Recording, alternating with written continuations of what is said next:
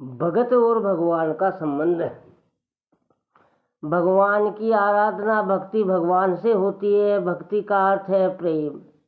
भगवत प्रेम को अंतरात्मा के कण कण में बसा लेने से भगवत उद्देश्य ही जीवन का उद्देश्य बन जाता है।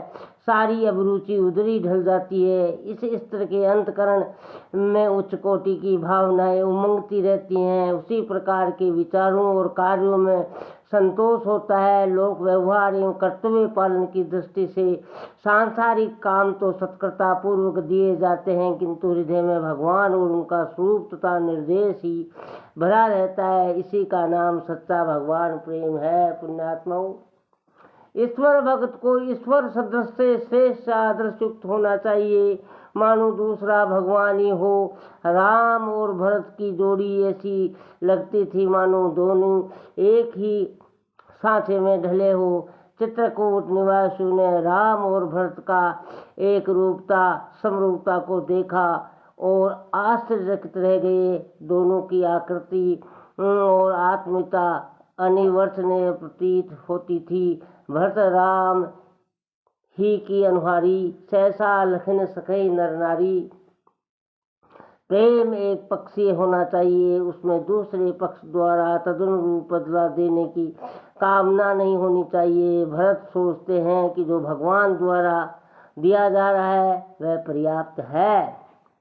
यदि त्याग दिया गया हूँ तो वह भी उचित है, क्योंकि मेरी मलिनता इसी योग्य थी। यदि वे मेरा सम्मान करते हैं तो यह भी उचित है, क्योंकि वे सुस्वामी हैं। उन्हें अपने अनन्य सेवक का ध्यान रखना चाहिए। भगत को न कोई उलाहना देना पड़ता है और न शिकायत करनी पड़ती है कि भगवान ने ये नहीं किया, ये नहीं दिया। ये तो मात्र अपनी भावना और कार्य पद्धति को उत्कृष्ट बनाए रहने में ही भक्ति की पूर्णता मान लेता है और इतने में ही पूर्ण संतुष्ट रहता है। भारत की अभिव्यक्ति इसी प्रकार की है। भरत जी श्री राम के पास चित्रकूट जाने के लिए तैयार हुए, पर बदले में वे किसी सम्मान की आशा नहीं करते। मान अपमान दोनों ने स्वीकार है। जो परिहरई मलिन मन जानी, जो सन्मान ही सेवक जानी। मोरे सन राम की पनही, राम सुसाक दोष सब जनही। यही भाव तीर्थराज प्रयाग में उन्होंने व्यक्त किया है। वे तीर्थराज से मांगते हैं कि मुझे चाहे राम सहित सारा विश्व बुरा कहे, पर मेरे मन से प्रभु भक्ति कम न हो। सब्सक्राइब फ्री है मित्रों। ये नित्यानंद आवश्यक है। मेरी आपसे विनम्र गुजारिश है सज्जनों।